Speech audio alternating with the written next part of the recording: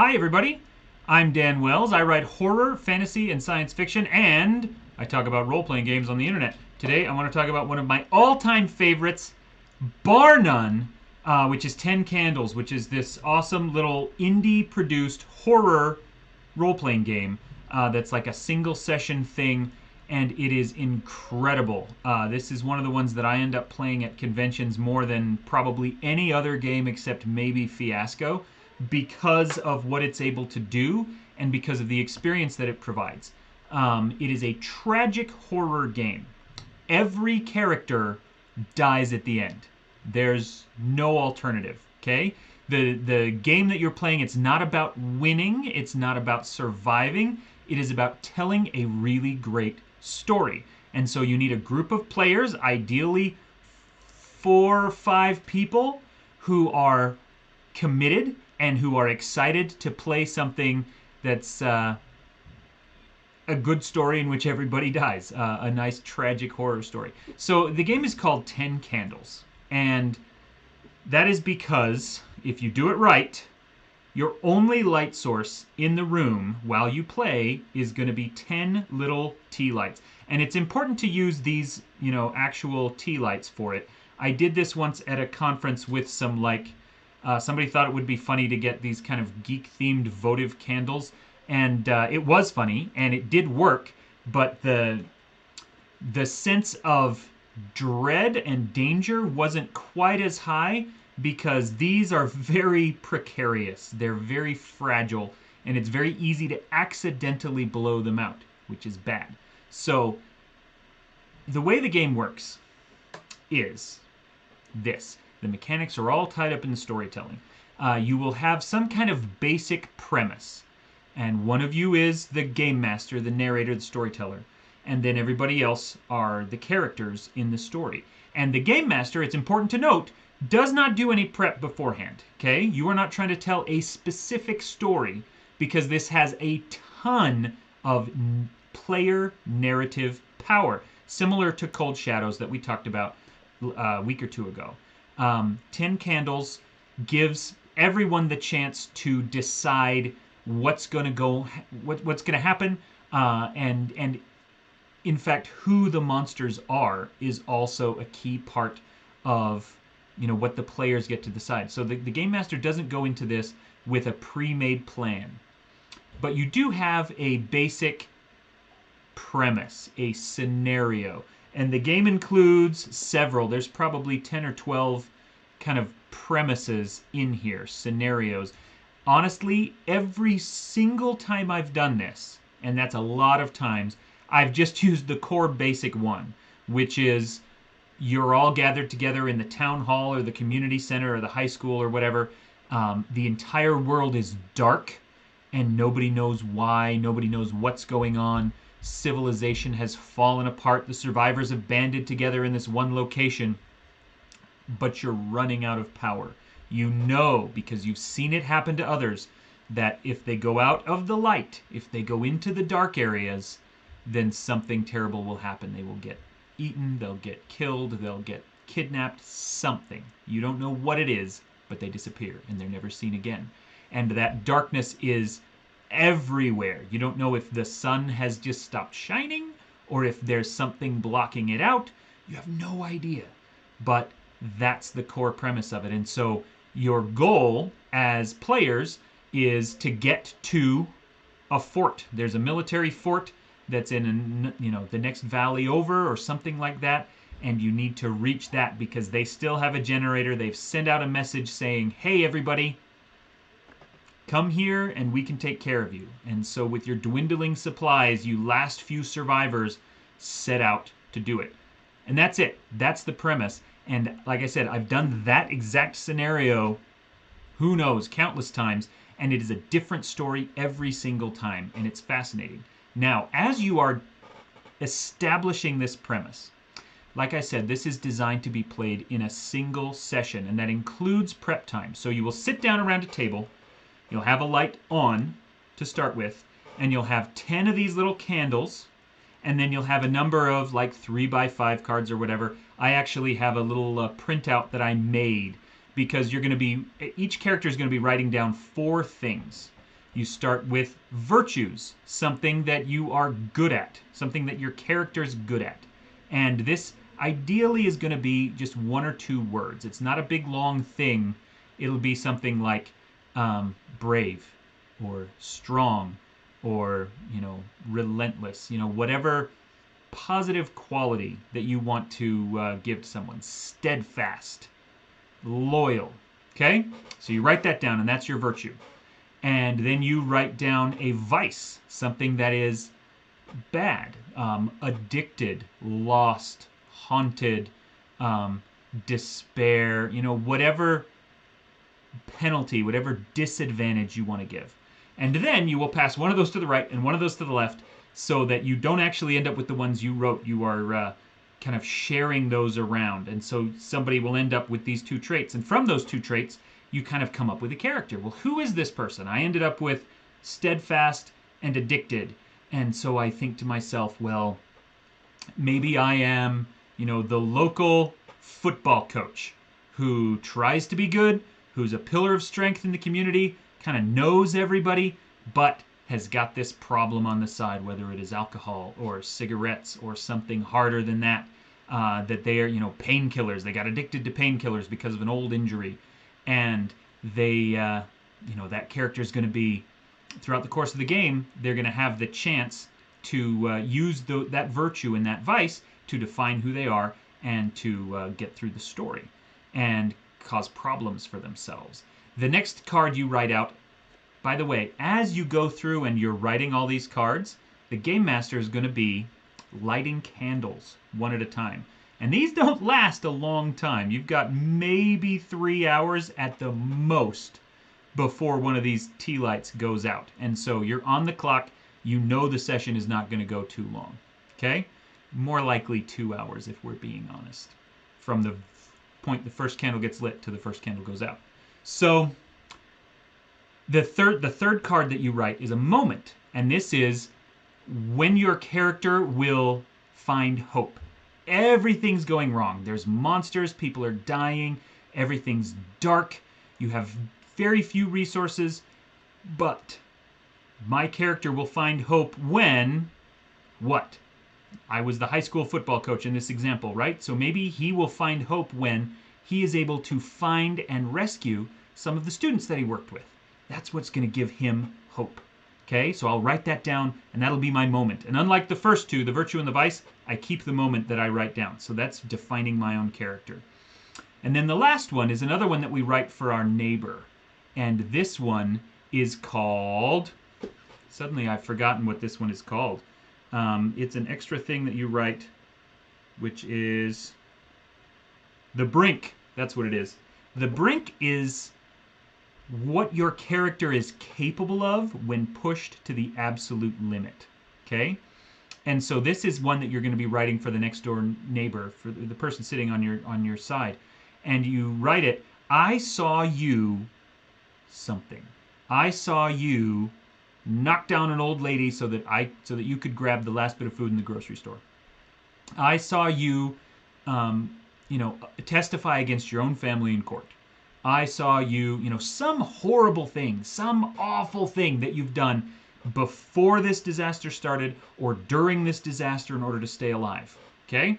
And then you pass that to the next person, and so you have now added a trait to that person. Now, key to this, part of the circle is that game master storyteller character. And so one of the players has that person sitting on the side. When you write virtues and vices, you just skip the game master and those go to the next person over. But when you write the brink, instead of saying, I saw you do something horrible, that person gets to write, I saw them do something horrible. Okay? And then that player is the first person to really define some aspect of who they are and what they can do. And so maybe you write down, I saw them walk through walls. I saw them eat the flesh of the living. I saw them flying through the sky. Whatever it is, let your imagination run wild. You get to take that first step of defining one true thing about who the monsters are. And your character is the only one who knows it. And then, of course, you pass that to the game master, and they're like, oh, well, okay, then I know what's going on. The game master, of course, gets to write, they saw you do something awful, and pass that to the player on the side. So once all those are defined and all of the candles are lit, the game itself starts. Okay? And the first thing you will do is you'll take out a phone and you'll turn on the voice recorder and say, okay, every player, you are leaving where you are and you're going to head off and try to find that fort in the next valley over, whatever your scenario is. You're going to go try to do a thing. Before you go, send a message to someone. Leave a message in case somebody shows up at this town hall and wonders where everybody are. And you pass that around, and the players will be like, hey, so my name is Bill Murray, and I'm the football coach here, and things are going pretty well. I mean, the situation's dire, but I think we've got a handle on it. A few survivors have got a lot of good supplies, and we're going to head off into this fort. Whatever monologue they want to give, okay? And you go. And once all those are recorded, the game master takes that, tucks it away, and then you turn off every light in the room. So the only illumination are those 10 little tea lights that you lit. Then you pull out dice. You have a pool of 10 dice, one for each candle.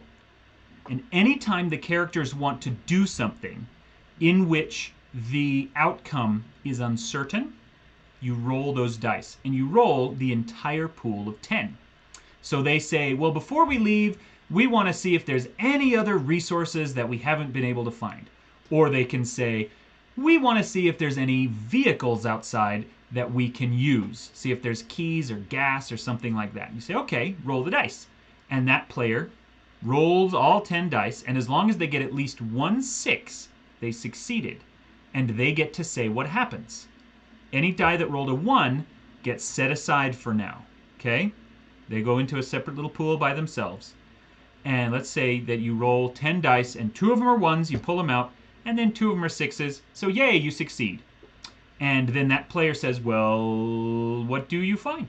And the player gets to decide, oh, well, I find there's a truck, and it's got a full tank of gas.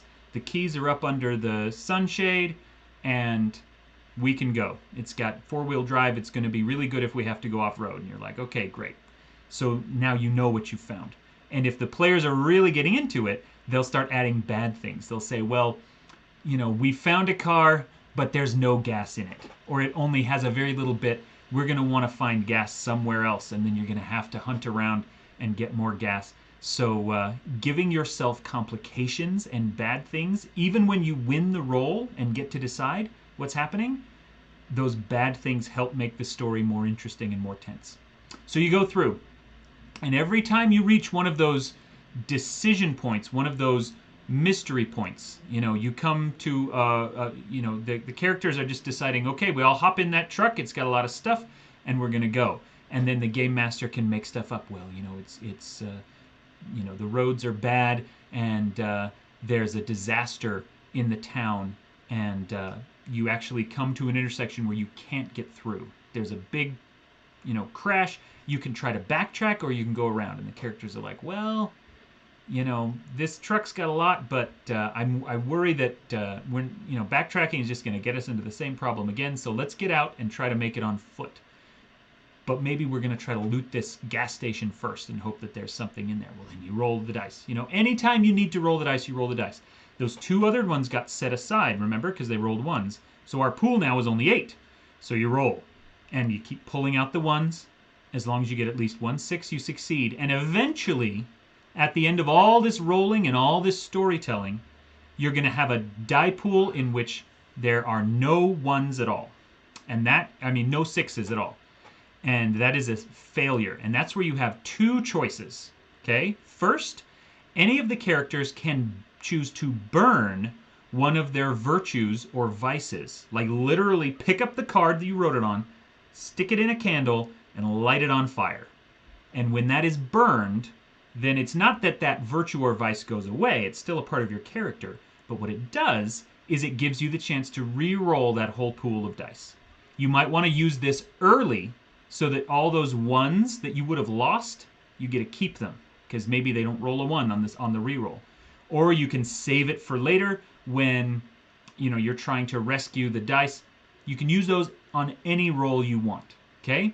Now, if you don't have any virtues or vices to burn, or if you just decide we're going to let this one go because there's not enough dice left, a reroll's probably not going to help us either way, well, then that's a failed roll. And if the player fails a roll, the storyteller gets to decide what happens. And this is a chance to add nasty stuff. Also, a failed roll means you put out a candle and you take one of those dice out of the pool forever.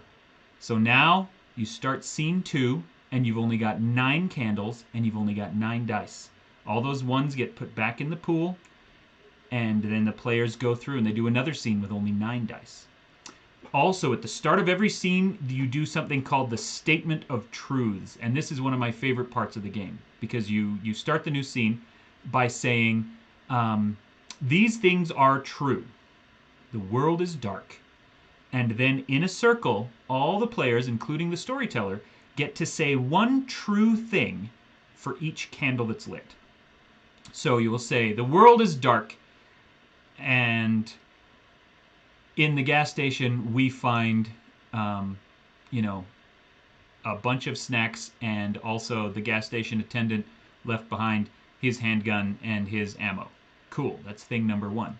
Thing number 2, the next player says, we're able to make it through the, we've got enough flashlights that we can leave the truck in safety and we can venture out on our own, and we're going to be okay for a while. And then the next person says something true, and then the next person says something true, and the game master, when it's their turn, they have a chance to say something true that's horrible. And sometimes the players will say something horrible too, like you can hear distant howling that sounds like it might be human but feral, whatever it is that you want to do. And so after you've said one thing for each candle, you get down to the very last candle, and then everyone says, in unison, and we are still alive. And then you go through a whole scene with your 9. When you finally fail one of those rolls, you put out a candle, you take away a die, you do another statement of truths with only 8 this time. The first truth is always, the world is dark, and the last truth is always, and we are still alive. And what you'll find as you go through this is that the game gets darker, it gets more oppressive, it gets more frightening. The players have a chance to add so much incredible detail to this.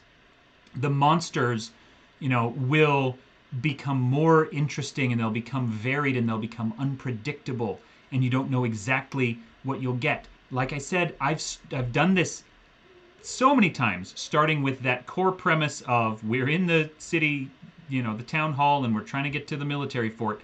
I've never had the same monster twice. One time we had these weird kind of eldritch floating things. One time it was people who, for reasons unknown, start hearing this weird melody, this beat, and they're trying to make this beautiful music. They're trying to reproduce it, and the only way they can reproduce it is bones, and they have to attack people and pull out their bones and start banging out this melody. One time we had these weird kind of ghost dog, like were-jackal things. Like, it's different every time, and your group will come up with your own horrifying monster and ways to hurt themselves and each other. And those vices will pop up.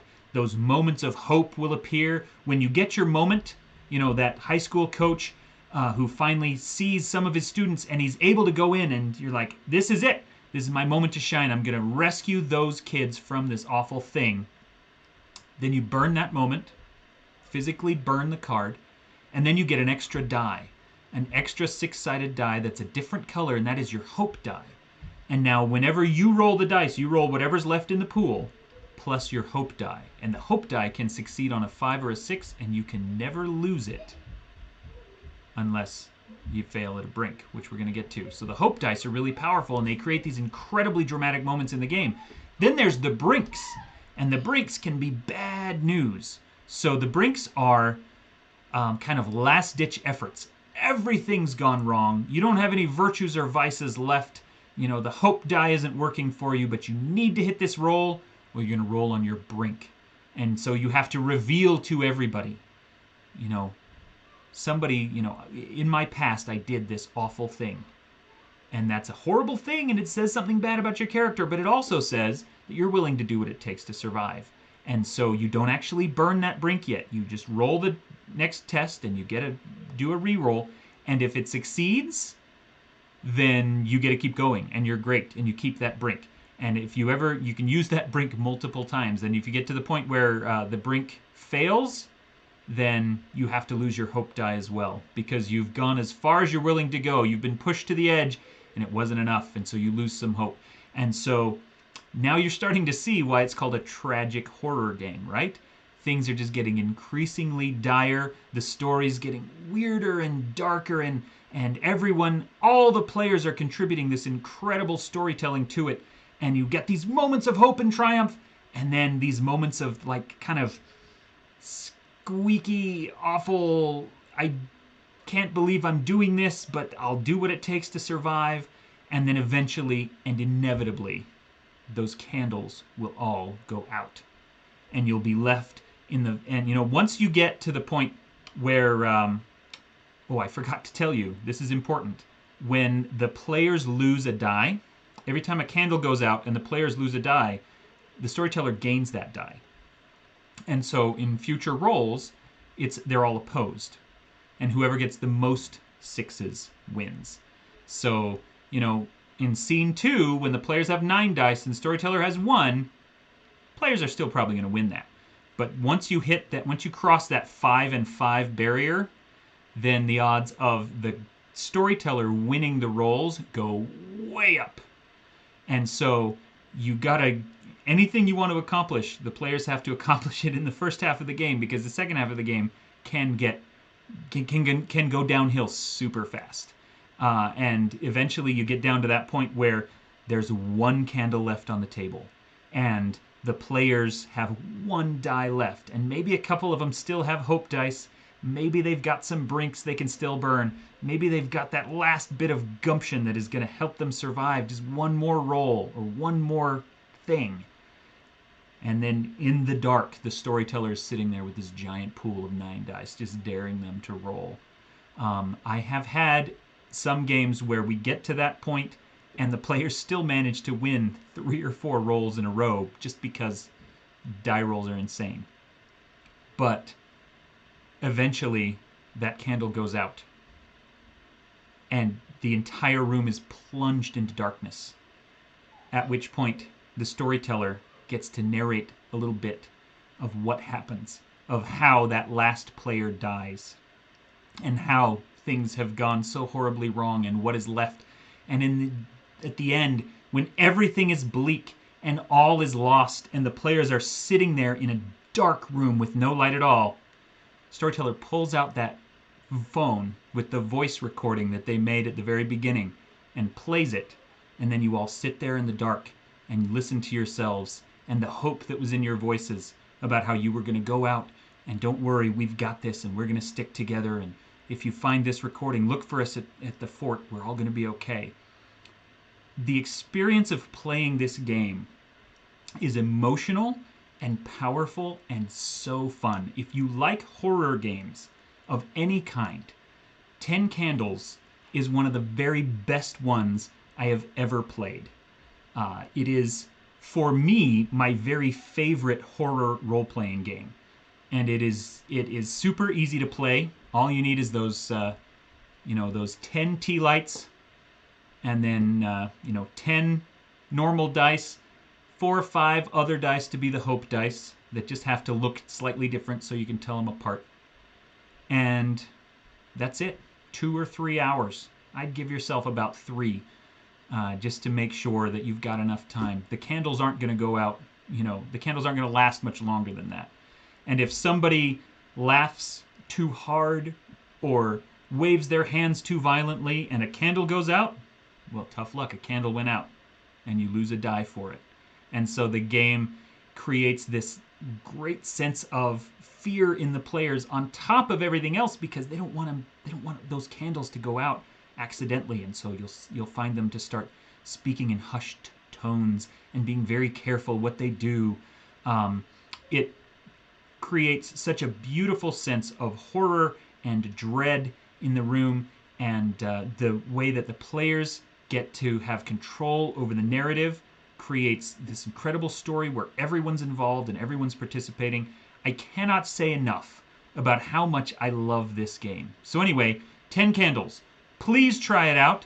It can be hard to find. It's a very small indie game, but you can see from the back here, it had a ton of awards that it was nominated for and won. So it's a well-known game in like uber nerd circles. So you can find it out there. Definitely look it up. Find a group of 4 or 5 friends. Sit down with your candles and your dice and tell a great tragic horror story. Anyway, wonderful game. I hope you get a chance to try it out. Thank you for watching this video, and I will see you on my next one. Bye.